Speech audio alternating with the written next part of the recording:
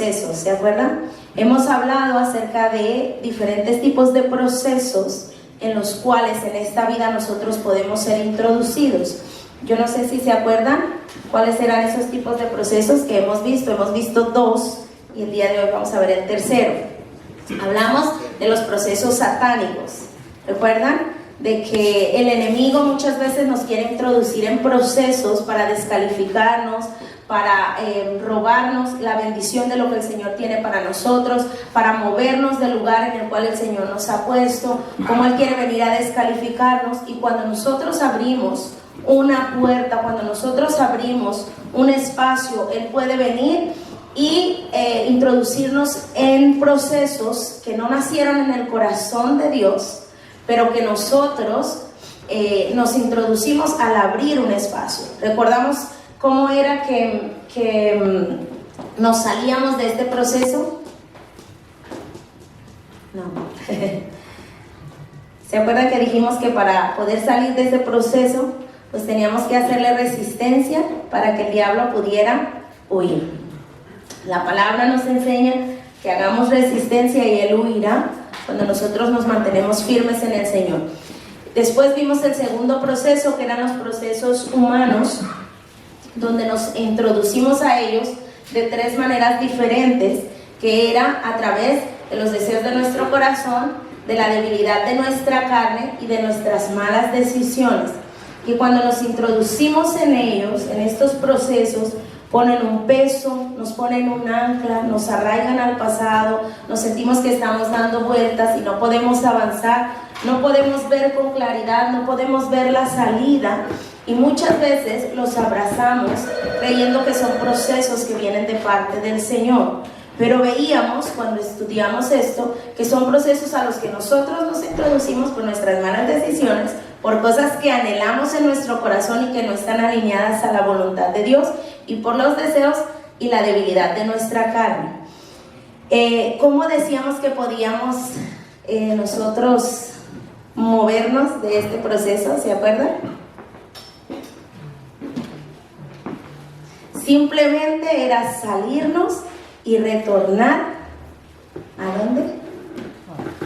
Y retornar al lugar donde el Señor nos ha establecido, recordando su palabra, y que el único que tiene la autoridad para procesarnos es el Señor.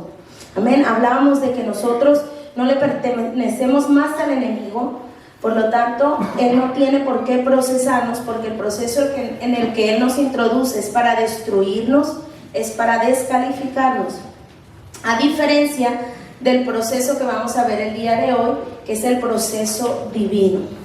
El Señor, a través de la Escritura, nosotros podemos ver que va procesando a sus hijos. Es un Dios que nos lleva de proceso en proceso, y anhelo en mi corazón que en este día podamos ver que los procesos no son como muchas veces le tenemos terror, porque creemos que son castigos, porque creemos que es todo lo malo que nos puede pasar, sino que la palabra, a través de la palabra nosotros encontramos que los procesos del Señor son algo bueno para nuestras vidas. ¿Por qué? Si vemos en la pantalla, dice, el proceso divino se deriva de la palabra dokimazo, y este proceso es el proceso o la prueba con el propósito de hacer una revisión, de comprobar, de promover y de aprobar. Miren que no dice ninguna de estos adjetivos que tenemos aquí, que dice para destruir. Cuando Dios, mis amados hermanos, nos introduce en un proceso, es para que hagamos revisión, es decir, que nosotros podamos ver en dónde estamos, cómo estamos, pero no es para apuntar el dedo y señalarnos y pisarnos, nunca.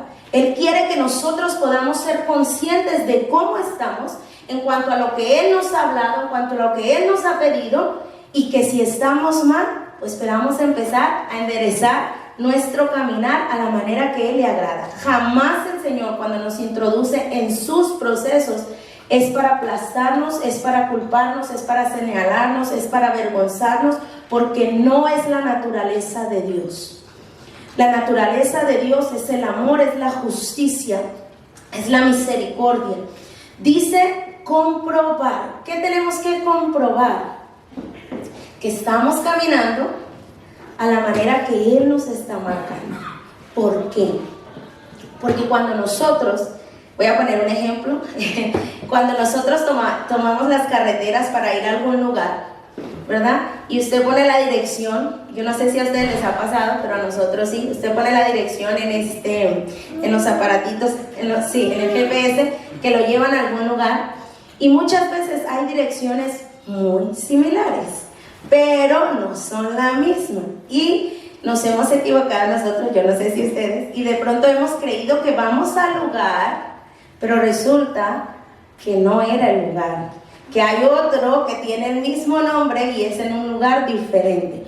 ¿Por qué nosotros tenemos que comprobar? Porque el Señor quiere que nosotros comprobemos para asegurarnos que vamos a la dirección que Él ha marcado para nosotros y no a una dirección equivocada, no a un lugar equivocado, no a un punto diferente de lo que Él ha planeado para nuestras vidas. Dice que el Señor nos introduce en un proceso para promovernos. ¿Qué se imaginan al leer la palabra promovernos? Dentro, sí, para avanzar, para caminar. Nunca en el Señor vamos como el cangrejo, ¿cierto? Nunca. En el Señor siempre vamos hacia adelante. Dice la palabra que de gloria en gloria. O sea, que cuando el Señor mira que ha marcado y que ha formado algo en nosotros, entonces es tiempo de que Él pueda darnos otra cosa para que podamos seguir creciendo. ¿A dónde? ¿Hacia dónde tenemos que crecer? Hacia la estatura de Cristo. Es una estatura bastante impresionante, ¿no es cierto? No es cualquier estatura, es hacia la estatura de Cristo. Entonces, toda nuestra vida vamos a ir, a medida que el Señor nos va procesando, pues vamos a ir siendo desarrollados y promovidos a diferentes áreas hasta que seamos tallados a la estatura de Cristo, porque es lo que el Señor quiere formar en nosotros y aprobarnos. Cuando nosotros, bueno, los jovencitos ahorita, no sé si todos, pero mis hijos han estado en exámenes y le digo, ¿cómo te fue? Pues no sé, mamá, algunos días dice, creo que hice muy bien, pero pues no tiene los resultados, no está seguro, y le digo, bueno, ya veremos, ¿no? Cuando estén los resultados. Pero cuando usted hace un examen y no le va muy bien, usted no lo aprueba, ¿no es cierto? ¿Y qué sucede? Bueno, aquí no sé mucho cómo lo hacen, pero hablaré más o menos de cómo lo hacen en mi país. Si usted no aprueba el examen, usted se aplaza, ¿cierto? Y usted tiene que volver a pasar la enseñanza, volver a pasar el proceso de lo que no pasó para que usted pueda avanzar. Con el Señor cuando nos entrega algo, Él quiere que nosotros seamos aprobados. Pero muchas veces, no es porque el Señor no lo haga, sino que nosotros de pronto estamos despistados, estamos en otra cosa y nos aplazamos. Pero es importante que podamos aprobar aquellos procesos que el Señor nos introduce para que no estemos repitiendo y repitiendo y repitiendo. ¿Alguna vez se ha sentido usted que ha pasado por algo y que al tiempo dice, esto ya lo viví, otra vez estoy aquí? Muchas veces es porque no hemos sido aprobados y necesitamos seguir siendo procesados hasta que logremos subir ese peldaño, por decirlo de alguna manera, y podamos aprobar esa área en la que el Señor nos está procesando. Al Señor le interesa que nosotros podamos aprobar las áreas que Él está formando en nosotros. Mis amados hermanos, pero quiero decirles algo, y de verdad anhelo que esto quede en nuestro corazón como un ancla, como un sello, como dice la Escritura. El Señor a nosotros no nos está procesando ni nos está formando para que tú y yo podamos ser agradables para Él. Tú y yo somos agradables para Él. Incluso antes de que nosotros le conociéramos, y aunque estábamos muertos en delitos y pecados, Fuimos agradables para Él, que entregó su vida por nosotros. Nada de lo que tú haces y nada de lo que Dios hace en tu vida es para que tú puedas ser más agradable para Él. No hay manera de que tú puedas ser más agradable para Él. Tú eres agradable para Él. Él te ama. Él te ama y como tú eres agradable. ¿Por qué el Señor te tiene que procesar? Para que tú puedas crecer. Pero no porque a través de lo que Él haga en ti, Él te va a amar. Su amor no es condicional. Él te ama ya. ¿Te equivocas? Sí, y Él te ama. ¿Metes la pata, decimos en mi país? Sí, y Él te ama igual. No te ama menos, no te ama más. Su amor es el amor más grande que puede existir y tú eres amado por Él. Pero nada de lo que el Señor hace es para poder amarte. Y yo anhelo en mi corazón que en este día nosotros podamos salir de este lugar sabiendo que somos amados por Él. Y que lo que Él quiere formar en nosotros es la estatura de Cristo, porque es bueno para nosotros. Pero que Él me ama demasiado y me amó demasiado que estuvo dispuesto a entregarse aun cuando no lo merecía. Y esa es la gracia del Señor. No es que por lo que tú hagas vas a merecer, nunca. Nada de lo que nosotros hacemos nos puede llevar a que el Señor nos ame más. Él nos ama. Así es que si hay algo que hoy de verdad anhelo que le digas al que está a tu lado, dile: eres amado por Dios. Eres amado por Dios. Somos amados por Dios así como somos.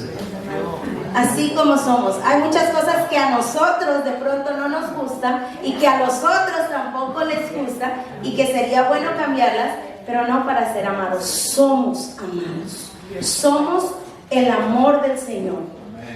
Si me puedes poner la siguiente, Almudena, por favor. Vamos a ver los propósitos. Bríncala. Sí, muy bien. Vamos a ver los propósitos por los cuales el Señor nos procesa. Vamos a ver en esta ocasión 4 de ellos. Y dice, como les decía anteriormente, hacer madurar, hacer templar, preparar, equipar para toda buena obra. ¿Qué es un hombre maduro? ¿Cuándo nosotros sabemos que alguien es maduro? Hay personas que están súper mayores y siguen siendo inmaduros. La edad no es una garantía. De aquí puedo ver todo.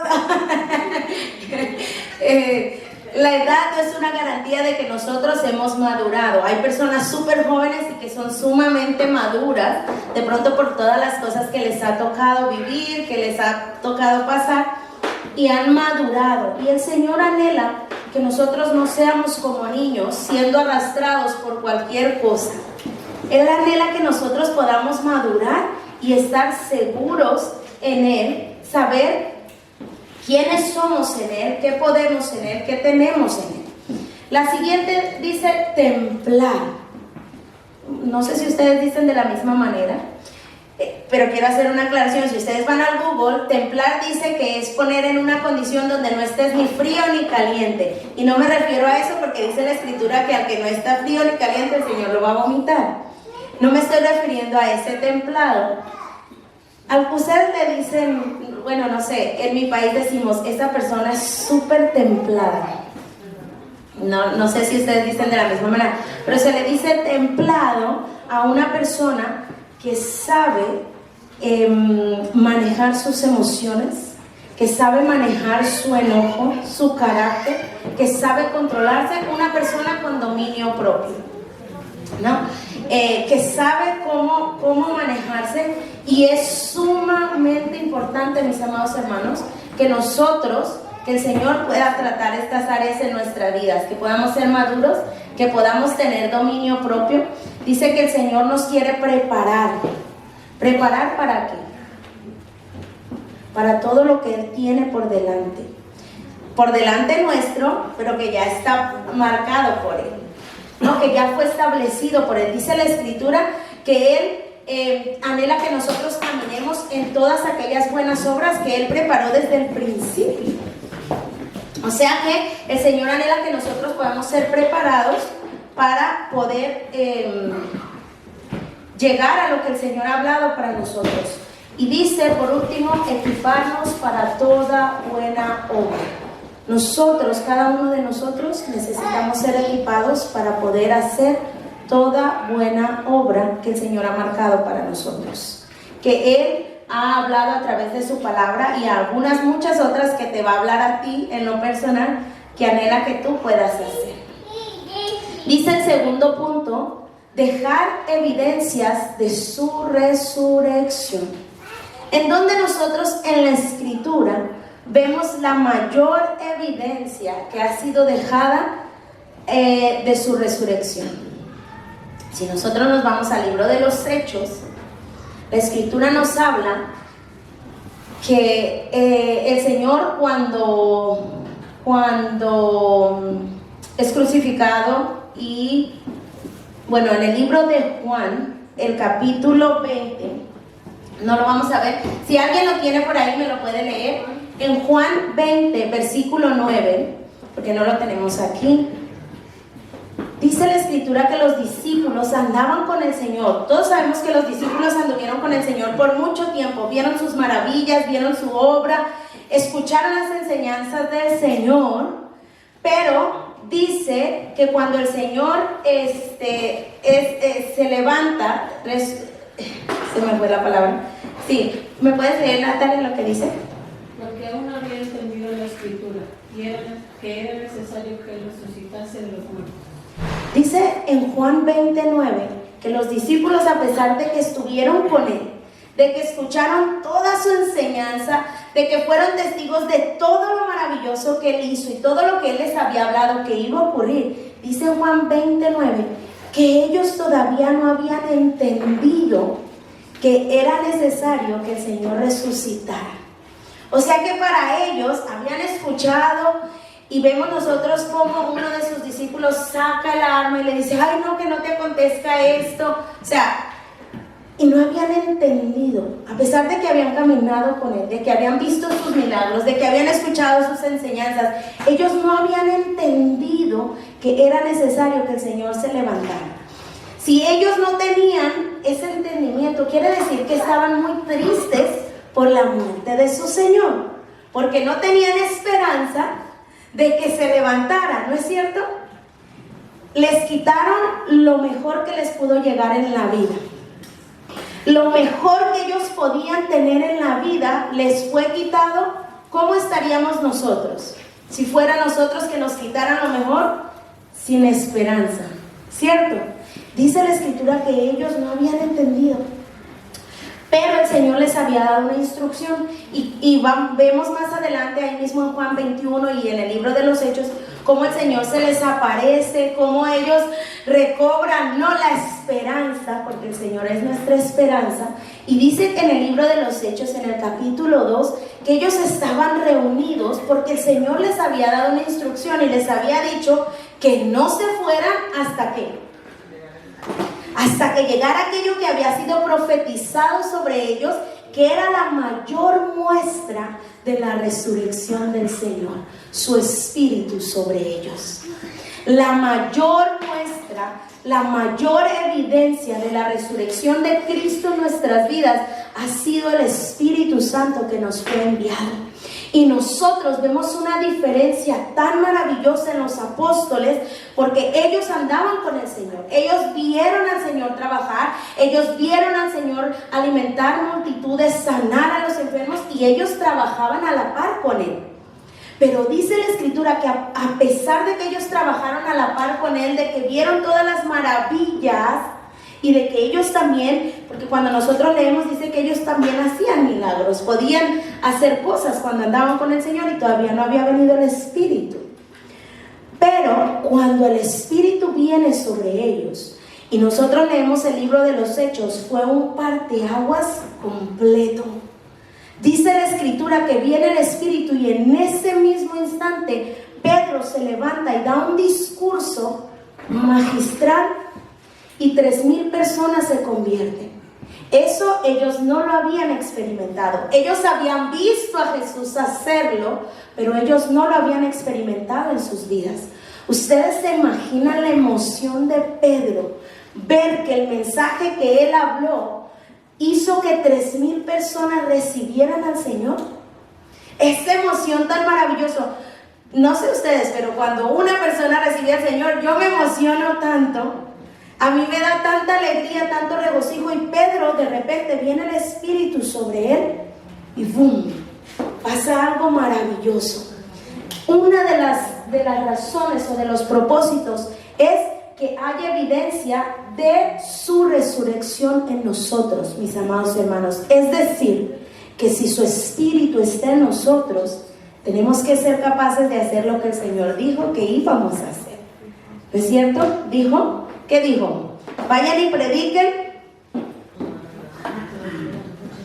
sanando,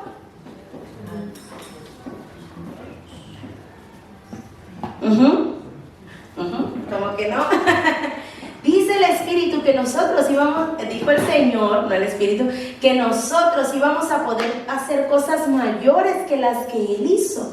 Y dijo, hey, vayan, sanen a los enfermos, suelten a los que están atrapados, traigan a libertad al cautivo, denle vista a los ciegos. Es una de las mayores evidencias de la resurrección del Señor en nuestra vida. Porque su Espíritu ahora habita en nosotros, mis amados hermanos, y necesitamos poder movernos en lo que, no yo lo que yo quiero, en lo que Él dijo que sus hijos, que sus discípulos se iban a mover, en una mayor autoridad, en un mayor nivel que Él. Porque Él así lo puso, no es ¿por qué? No me pregunten, Él fue el que lo dijo, pero Él nos dio esa capacidad. Y cuando el Señor nos introduce en procesos, es para que nosotros podamos ir creciendo y aumentando en el nivel del entendimiento que tenemos, pero también dice la Escritura que el Señor enseñaba y hacía. El Señor no solo enseñaba, el Señor enseñaba y hacía. Y nosotros necesitamos enseñar y hacer como el Señor Jesús hacía. Y Él anhela que nosotros, en el lugar donde estemos, podamos producir evidencias de su resurrección alrededor de nosotros, llevando la salvación, llevando el mensaje, llevando sanidad, llevando esperanza, sanando a los enfermos, si está en el corazón del Señor. Y necesitamos nosotros poder movernos en eso. Y el Señor nos va capacitando porque no es fácil. Yo les he contado a ustedes cómo una vez yendo a un trabajo iba un cieguito. Y este cieguito me lo encontraba todas las mañanas. Era porque entrábamos como a la misma hora a trabajar y todas las mañanas nos encontrábamos. Y un día, ya era mucho tiempo que nos encontrábamos. Y un día sentí tan fuerte del Espíritu, ora por él. Y yo le dije al Señor, esto fue hace mucho tiempo, casi cuando recién llegué aquí. Y yo le dije al Señor, no puedo. ¿Qué pasa si no se sana? ¡Qué vergüenza! Dije yo, no puedo. Y iba el cieguito delante de mí, iba yo detrás de él, y iba yo peleando en mi cabeza, porque decía, es que, ¿qué digo? ¿Qué le digo? Le digo, hey, déjame orar por ti, y si no pasa nada, nunca pensé, ¿y si sí pasa? No, solamente pensé, ¿y si no pasa nada? ¡Qué vergüenza! Porque me daba pena pues quedar en vergüenza. Pero aprendí la lección, hermanos, eso pasó un día, nunca más volví a ver al cieguito. No supe qué pasó con él y nos mirábamos todo el tiempo. Y es algo que ha pasado hace muchos años, nunca me he podido olvidar porque me marcó de decirle yo al Señor, no, ¿qué hago? Pero fue una cosa de que lo miré por mucho tiempo, de verdad mucho tiempo. Nunca sentí tan fuerte del Señor que me dijera, ora por él como ese día. Dije, no puedo, qué vergüenza. Y nunca más lo volví a ver después de esa vez que el Señor me dijo que lo hiciera y que por desobediencia me dio temor y no quise. Pues bueno, ahora cuando el Señor me dice, ahora ahí voy. Dice el siguiente punto, producir evidencias de nuestra fe. La fe, dice la Escritura, que sin obras es muerta. Pero cuando habla de que la fe sin obras es muerta, no se refiere a las obras que estaban en la ley antigua. No se refiere a las obras que tenían que hacer los fariseos. No, las obras de la ley no se refiere a esa. Dice, pero sí dice que nosotros necesitamos producir evidencias de nuestra fe. Almudena, si me puedes poner en la siguiente, por favor, y luego vamos a regresar. Miren lo que dice Santiago 1, del 2 al 6. Dice, amados hermanos, cuando tengan que enfrentar cualquier tipo de problemas, considérenlo como un tiempo ¿para qué? Para alegrarse mucho. Porque ustedes saben que siempre que se pone a prueba la fe, la constancia tiene una oportunidad para desarrollarse. Así que dejen que crezca, pues una vez que su constancia se haya desarrollado plenamente, serán perfectos y completos y no les faltará nada.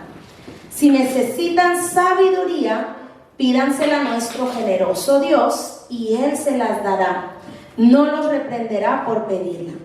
Cuando se la pidan, asegúrense de que su fe sea solamente en Dios y no duden, porque una persona que duda tiene la lealtad dividida y es tan inestable como una ola del mar que el viento arrastra y empuja de un lado al otro.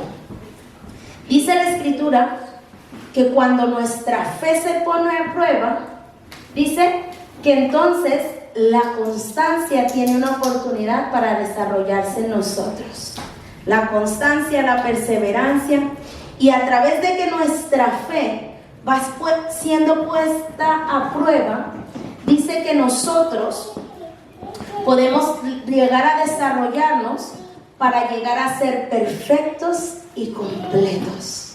Y dice que cuando llegamos a ser perfectos y completos, no nos falta nada.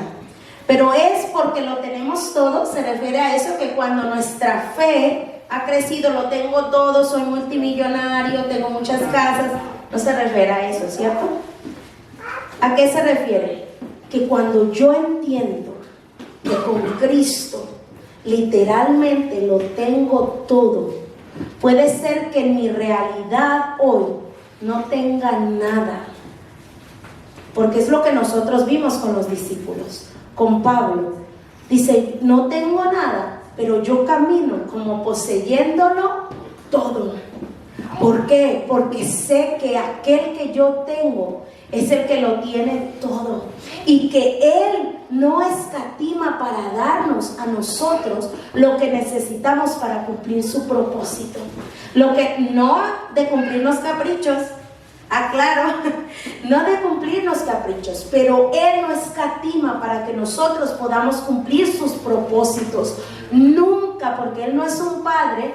Dice la Escritura que si nosotros, siendo malos, sabemos dar buenas dádivas a nuestros hijos, cuanto más nuestro Padre que está en el cielo no nos va a dar todo lo que le pidamos para cumplir su voluntad. Entonces, cuando nuestra fe es fortalecida, cuando nuestra fe puede producir evidencias para los que están a nuestro alrededor, que puede que me esté desmoronando y que no tenga nada, pero sigo confiando en aquel que me llamó, sigo confiando en aquel que me puso donde yo invisible, aunque no tengo nada aquí, sigo creyendo y sigo caminando como si lo tuviera todo. Produce evidencias en aquellos que están a nuestro alrededor y empiezan a decir, ¿y este qué tiene? ¿Cómo puede caminar? ¿Cómo puede avanzar? Yo ya estuviera destruido, pero como no estamos solos y en Él estamos completos, podemos caminar y avanzar. Si me regresas, Almudena, por favor, y vamos a ver el último de los propósitos que tenemos. Dice, nos capacita para cumplir el propósito o diseño divino en nuestras vidas. Si me puedes poner no el de que acabamos de ver, sino el otro. Dice, nos capacita para cumplir el propósito o diseño divino en nuestras vidas. ¿Se acuerdan de Jacob? ¿Quién era Jacob? ¿Qué fue lo que Jacob hizo?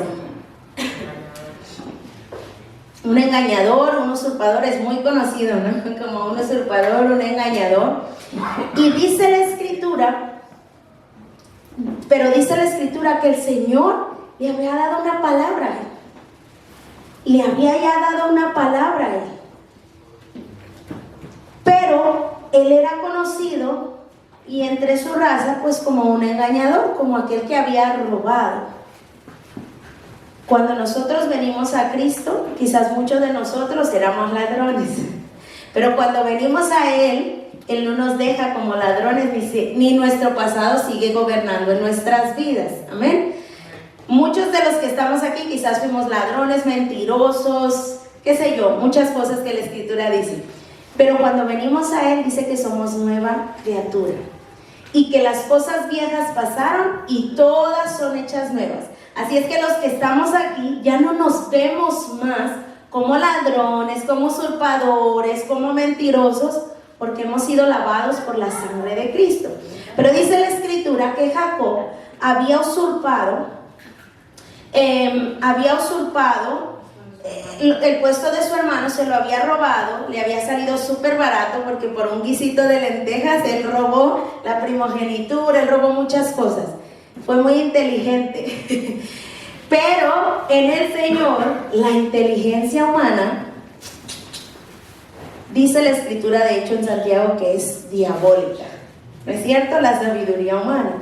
Entonces él lo había hecho de una manera y el Señor dijo, yo te dije algo a ti, yo di una palabra sobre ti y tú te me desviaste por donde quisiste y a la mala la quisiste apropiar, pero en mí no hay nada ilegal, así es que venga, mijito, vamos a ponernos a cuentas. Y dice que él iba a encontrarse con su hermano Esaú después de mucho tiempo. Si ustedes leen desde el principio, pero no tengo el tiempo para que lo leamos. Dice que iba a encontrarse con su hermano Esaú, pero tenía miedo, porque él sabía lo que había hecho. Él sabía que le había ocasionado un mal muy grande a su hermano Esaú. Entonces dice que divide a la gente que lleva en diferentes grupos y manda el primero y está en eso. Dice que de repente llega a un lugar y que dice que él se queda dormido ahí y mira. ¿Qué es lo que mira? Dice que miró que ángeles subían y bajaban y dijo, ay, esta es casa de Dios y puerta del cielo. Pero el caso es que dice que está ahí en eso. Él tenía temor y mientras, si ustedes van y leen ahí en Génesis 32, dice la Escritura que mientras él estaba ahí hablando con el Señor, le recordaba lo que él le había dicho. Tú me dijiste que esto iba a pasar, tú me dijiste que yo iba a hacer esto y que yo iba a hacer esto. Y de repente dice, en Génesis 32, 26 al 28, dice que él pelea, ¿no? Empieza a pelear con un hombre y luego el hombre le dijo, déjame ir, pues ya amanece. No te dejaré ir a menos que me bendigas, le dijo Jacob.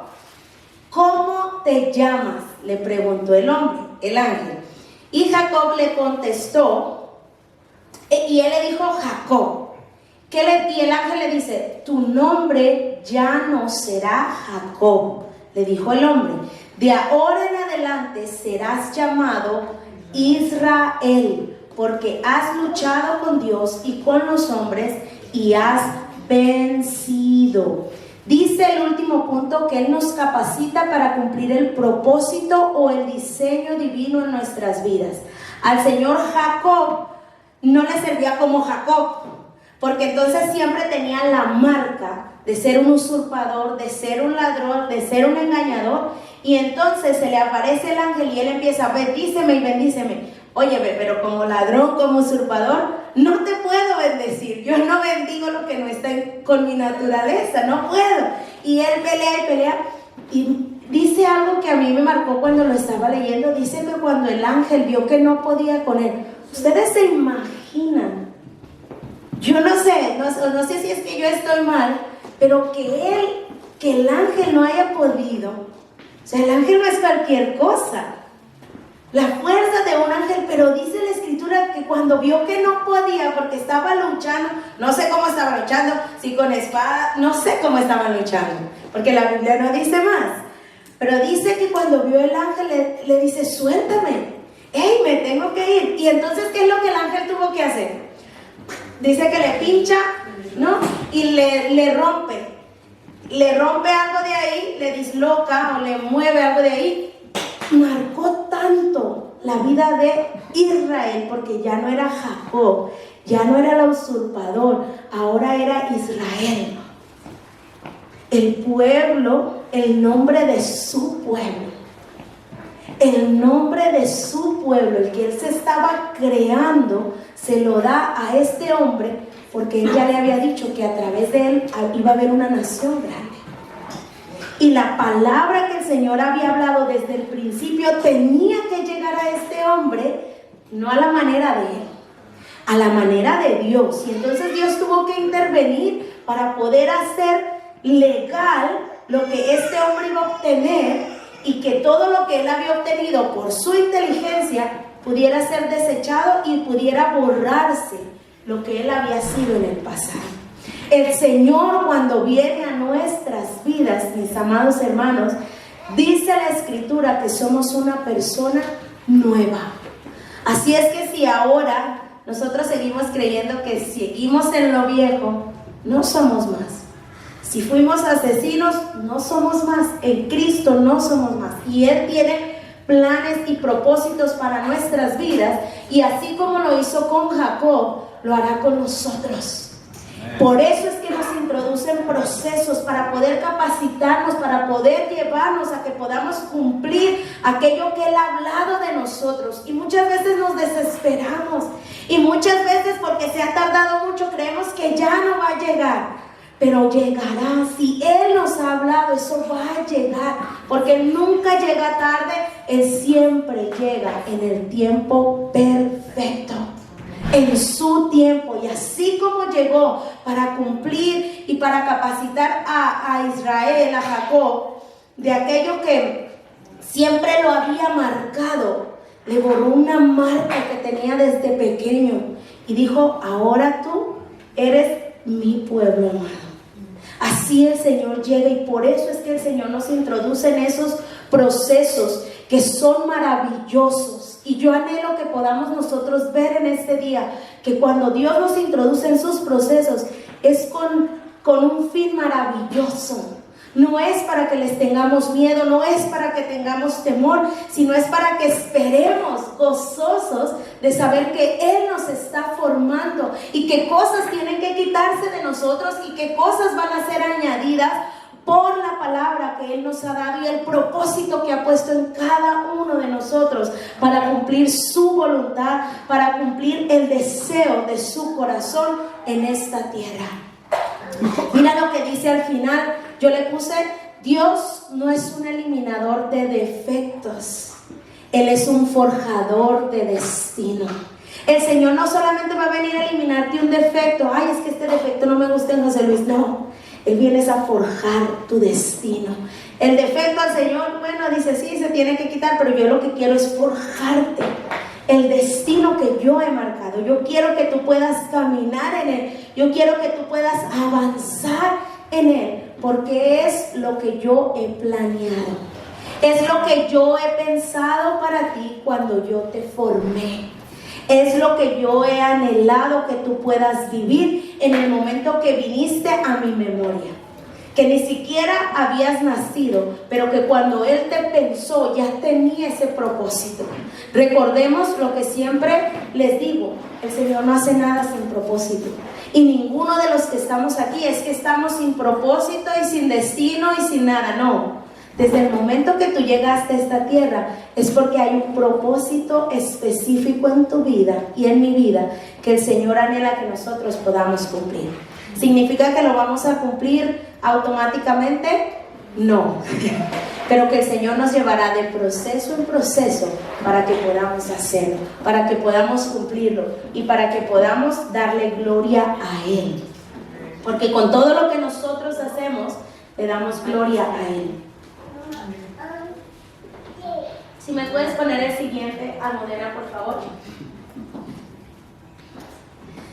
Vamos a ver algunas armas que el Señor utiliza para procesarnos.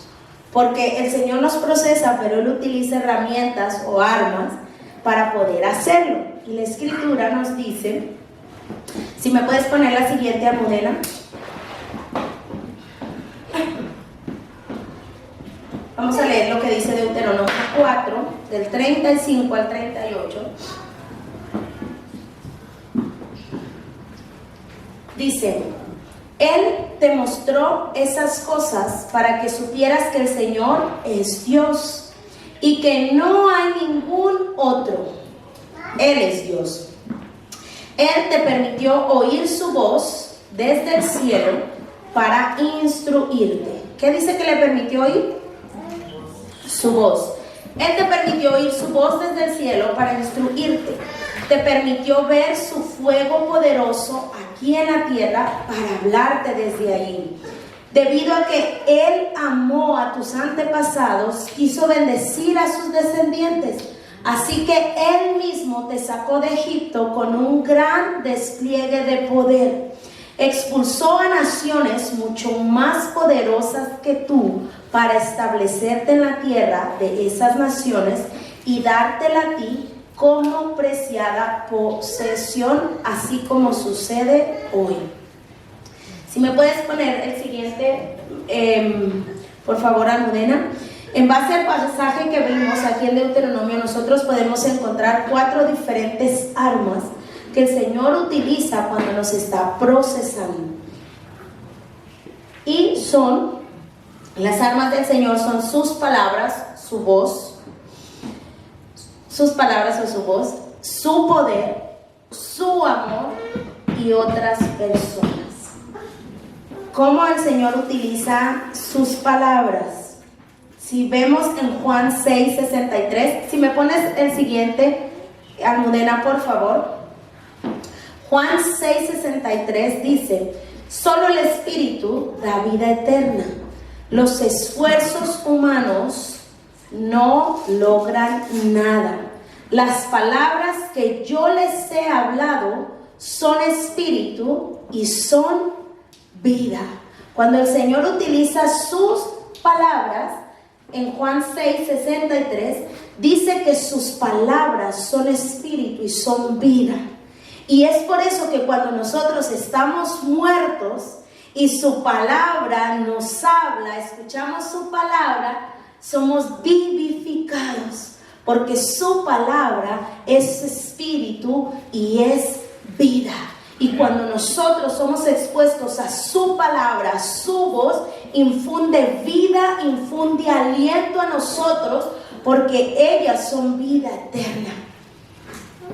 Hebreos 4:12 dice que su palabra es como espada de doble filo. Si una espada normal lo asusta, estaba viendo las noticias y le decía a mi esposo, qué terrible. Estaba viendo que están pidiéndole a las personas que corren en Tutin que tengan cuidado porque han estado siendo atacadas con personas con machetes, ¿no? Eso solo lo miraba en mi país y aquí, bueno, estaba viendo que estaban poniendo ese anuncio. Un machete, digamos, solo tiene un filo por un lado. Una espada generalmente tiene filo por un lado y a uno le da miedo, ¿no? Le da temor, como es decir, ay, nanita, ¿no? ¿Qué hago si me sale alguien con un machete? Pero imagínense que dice la Escritura que su palabra es como espada de doble filo. Ni para dónde te hagas, que por donde te vayas te va a alcanzar. Y dice, la palabra de Dios es viva y poderosa.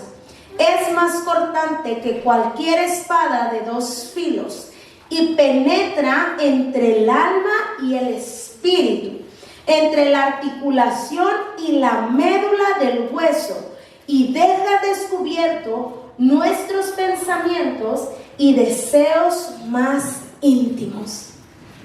No sé si alguna vez les ha pasado que ustedes de pronto están pensando algo y no se lo han dicho a nadie, ¿no? Porque a veces a uno le da vergüenza decir de pronto lo que está pensando, porque ¿qué pensará el otro, no? Si de pronto digo lo que mi cabeza está pensando. pero de repente van a la escritura y llega una palabra que viene y te atraviesa y dices, uy, no, o sea, ni para qué pensarlo, ni para qué pensar eso. ¿Por qué? Porque dice que cuando su palabra es expuesta delante de nosotros, pues nos atraviesa y nos hace ver que nuestros pensamientos están tan desalineados a su palabra y que nuestros deseos más íntimos a veces son completamente fuera de su palabra. Pues como que viene y nos atraviesa y dice, ¿sabes qué, Señor? Perdóname, porque de verdad que hoy estaba como por otro lado, andaba por otro camino, pero viene ella y nos atraviesa. ¿Qué fue? Dice la escritura, cuando estábamos hablando de Jacob, que le entierra la espada y le disloca, ¿cierto? Y dice aquí, penetra entre el alma y el espíritu, entre la articulación y la médula del hueso, y deja al descubierto nuestros pensamientos y deseos más íntimos. Llegó la verdad del Señor y se la ensartó. No, a Jacob le partió lo que tenía que partirle para que su palabra, lo que él había dicho de él, pudiera tener un efecto en él. Y muchas veces la palabra del Señor llega así a nuestras vidas. Y el Señor utiliza su palabra porque sabe que como tiene doble filo, no podemos escapar de ella. Y es maravilloso, realmente es maravilloso cuando es la palabra la que a mí me corrige. Es maravilloso cuando es la palabra la que a mí me redarguye, porque no hay manera de que yo pueda decir, ay sí, es que ella se cree muy esto, ay sí, es que ella piensa que es ella, ¿no? No, porque cuando otras personas nos corrigen, nos podemos enojar, no lo tomamos en cuenta, pero cuando la palabra viene y te corrige, no hay para dónde te hagas, porque sabes que es Él y que no tienes excusa delante de Él, que Él nunca te va a decir algo que es mentira, que su palabra no te va a decir algo que es mentira, sino que si te está incomodando es porque está desalineado a su palabra. Dice que su palabra produce cambios, movimientos y acción. Génesis, cuando nosotros vemos en Génesis, el Señor le da una palabra a Abraham y le dice, Abraham, deja tu tierra y deja tu parentela y vete a la tierra que yo te voy a mostrar. Abraham estaba súper bien. Él vivía en Ur de los Caldeos, dice la escritura, y él estaba sumamente bien. Y de repente, bueno, pues la escritura no dice más, pero de repente dice la escritura que el Señor, él estaba bien tranquilo, bien a gusto, y le dice, hey, vete de la tierra de tu padre, vete de tu familia a la tierra que yo te voy a mostrar. ¿Qué hizo Abraham? Hizo algo que a mí me asombra. No lo pensó, la Biblia no dice que él haya dicho, ay, pero ¿a dónde? ¿Será que seguro? ¿Será? La escritura dice que Abraham se fue, ¿sí? No hizo 100% caso, porque el Señor le dijo, vete de tu tierra y vete de tu parentela, y él se lleva a Lot, ¿no? Pero bueno, ese es otro tema. Pero Abraham dice que estaba en un lugar y el Señor le dice, aquí no puedo. Quiero que te vayas, quiero que salgas de tu tierra, quiero que salgas de tu familia a donde yo te voy a mostrar. El Señor y su palabra muchísimas veces, hermanos, va a producir cambios en nosotros, va a producir movimiento en nuestras vidas, va a producir y requerir de una acción de nosotros para que podamos entrar en ese proceso del Señor. Cuando nosotros vemos que Abraham parte como el Señor le había mostrado, nosotros vemos que el Señor empezó a enseñarle a Abraham lo que había en su corazón. Porque recordemos que Abraham y la familia obviamente vivían en una tierra muy pagana. Y cuando uno va a la historia, pues mira cómo hacían rituales, cómo hacían muchísimas cosas, cómo sacrificaban a los hijos, cómo hacían cosas en contra de lo que el Señor es. Entonces el Señor dijo, no, aquí no va a ser, te saco y allá yo me voy a mostrar a ti. Y Abraham sale, yo me sorprendo de verdad y me identifico también mucho en un sentido porque yo nunca pensé dejar mi tierra. En mis planes nunca yo soñé con salir de mi México, nunca. Sí, soñaba con salir y conocer otros lugares, pero nunca de irme a vivir a otro lado, nunca. Y cuando todavía ni conocía a mi esposo, pero iba a uno de los viajes y todo empezó a través de una palabra que me dieron de parte del Señor. Vas a conocer a un hombre, vas a ir a otra tierra y juntos van a llevar el evangelio a diferentes lugares del mundo. Me enojé, yo les he contado, me enojé porque yo no quería conocer a un hombre, según yo en ese momento. Yo no quería tener una relación, pensaba que me iba a interrumpir mi relación con el Señor y todos los planes que yo tenía en mi cabeza, que no andaba buscando un noviazgo. Pero empezó con una palabra del Señor. Abraham empieza con una palabra del Señor. Y fue tanto así, hermano, yo me enojé de verdad con esa palabra, pero que cuando mi esposo, o sea, fue tan increíble, porque yo nunca lo soñé, de verdad el Señor es testigo, salir de mi tierra, que cuando yo conocí a mi esposo, me dijo, ¿nos casamos? Sí, nos casamos. ¿Me vengo? Sí, me vengo. Nos casamos, al siguiente día de que nos casamos, nos vamos de luna de miel, no regresé a mi tierra, ya me vine directamente para Londres. No digo que fue muy fácil, fue difícil el desprenderse, pero fue una seguridad que yo no le puse un pero ya había una palabra que no la tomé ligera, no me gustó, la pesé.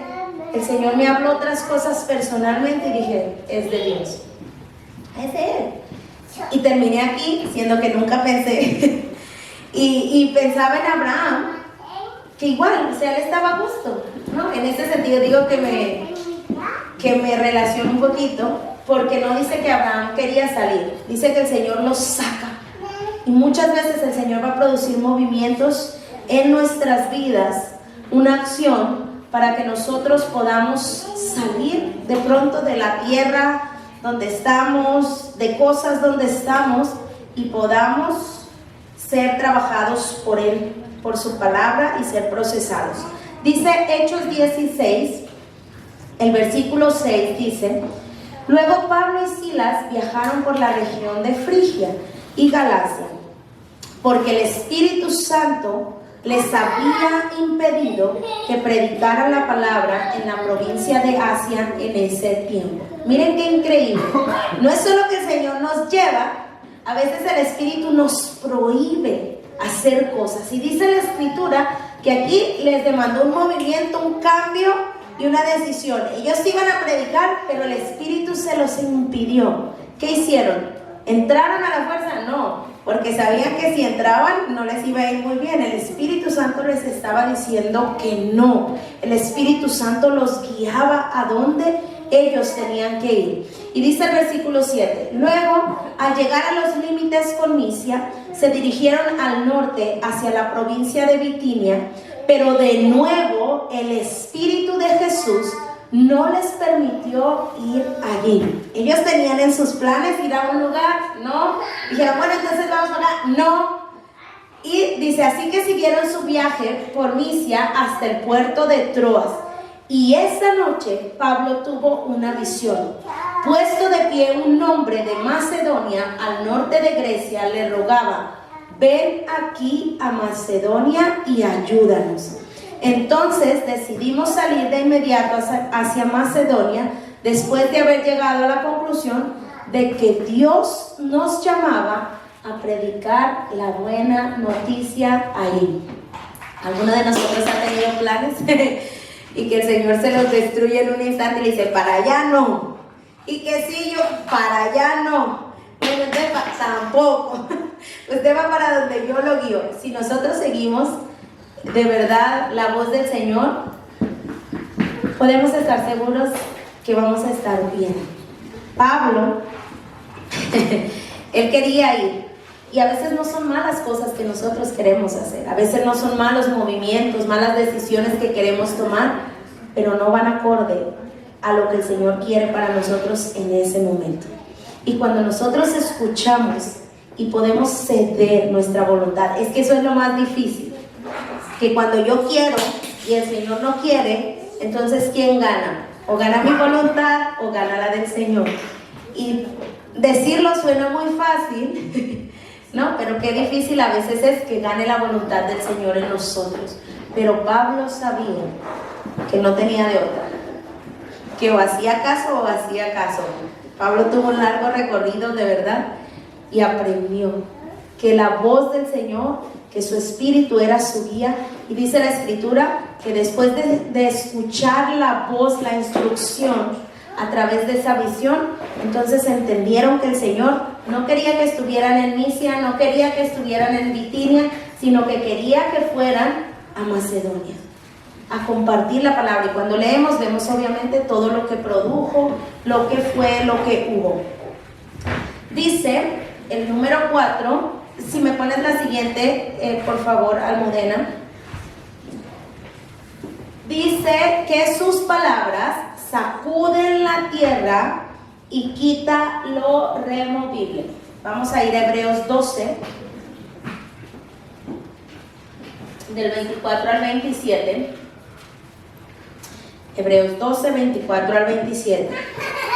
Dice: ustedes han llegado a Jesús, el mediador del nuevo pacto entre Dios y la gente, y también a la sangre rociada que habla de perdón en lugar de clamar por venganza como la sangre de Abel. Tengan cuidado de no negarse a escuchar a aquel que habla, pues si el pueblo de Israel no escapó cuando se negó a escuchar a Moisés, el mensajero terrenal, ciertamente nosotros tampoco escaparemos si rechazamos a aquel que nos habla desde el cielo. Cuando Dios habló desde el monte Sinaí, su voz hizo temblar la tierra, pero ahora Él hace otra promesa. Una vez más, haré temblar no solo la tierra, sino también los cielos. Eso significa que toda la creación será agitada y removida para que solo permanezcan las cosas inconmovibles. Cuando el Señor habla, y cantábamos, ¿no? Cuando el Señor habla, produce, sacude la tierra. Quita aquello que es removible, quita lo que no es importante. Cuando el Señor te habla para darte una instrucción de que tú puedas remover cosas que de pronto no son lo más importante en tu vida y a lo que de pronto tú le estás dando la prioridad, a lo que de pronto tú estás poniendo como principal. Pero dice que Él habla y remueve. Dice que cuando Él habla tiembla, ¿no? A su voz las montañas se mueven, puede pasar muchas cosas, porque su voz produce que todo se mueva en nuestro ser para que pueda permanecer lo inconmovible, el propósito de Él en nosotros, la voluntad de Él en nosotros. El pueblo de Israel era terco, dice la Escritura que eran de dura cerviz, dice la Escritura que por más que les mostraban, no querían. Y no doblegaban su voluntad ante Él, no doblegaban nada delante del Señor, porque ellos iban, en mi país decimos como caballos sin desenfreno, ¿no? Sin rumbo. Y el Señor a veces tiene que producir ese sacudimiento en nosotros, amados hermanos, para que nosotros podamos hacer a un lado lo que realmente no es. Entraré y cenaremos juntos como amigos. Generalmente utilizamos este pasaje para cuando alguien no conoce al Señor. ¡Hey, Jesús está tocando! Pero no es solamente ahí cuando el Señor llama a la puerta. Muchas veces nosotros estamos desalineados, estamos caminando de pronto como nosotros queremos, estamos caminando a nuestra manera y creemos que estamos caminando a la manera de Dios. Pero entonces el Señor viene hey, quiero venir a cenar contigo. Quiero venir y traer mi alimento a ti. Quiero venir y traer mi palabra a ti. Quiero que nos sentemos y comamos como amigos. Quiero que te alimentes de mí y no de tu deseo. Quiero que mi voz sea mayor en ti para que puedas escucharla, entenderla, obedecerla y vivirla, y no vivas tu deseo, tu anhelo, tu voluntad, lo que tú quieres. Y dice que su voz viene y sacia nuestra necesidad.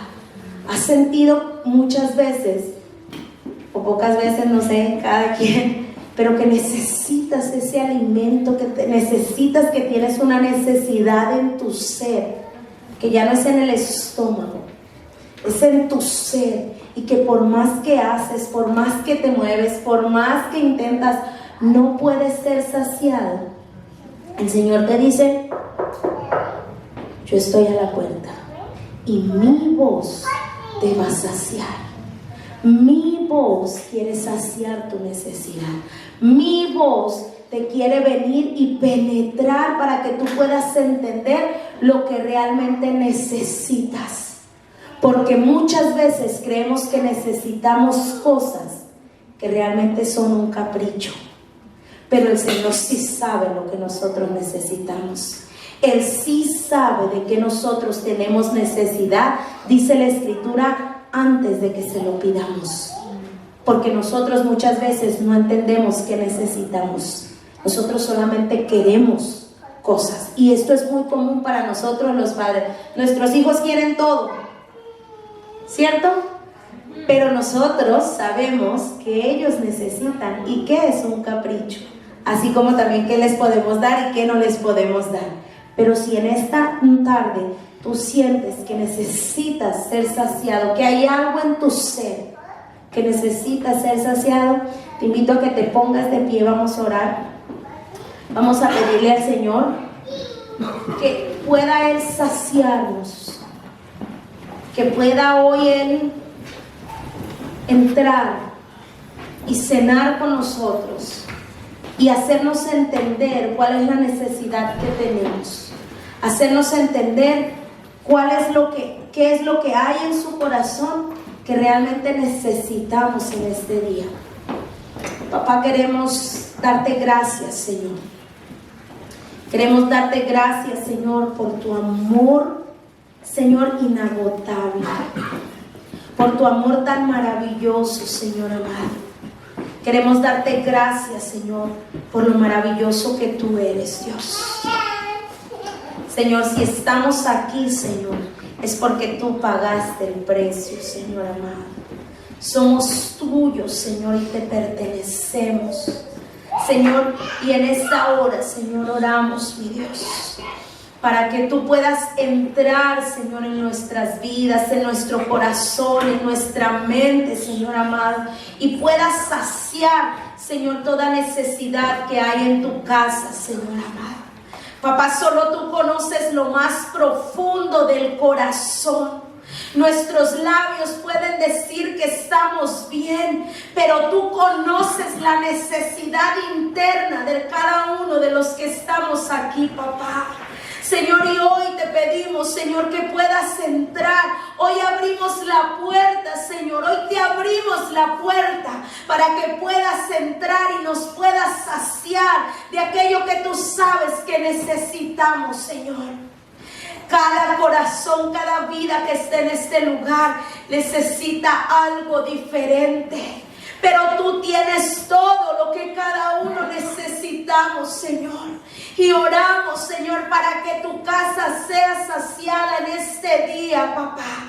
Que cada vida, Señor, que esté en este lugar, Señor, pueda escuchar tu voz. Que tu voz retumbe, Señor, dentro de ellos y remueva lo que tiene que remover. Arranque lo que tiene que arrancar, Señor amado.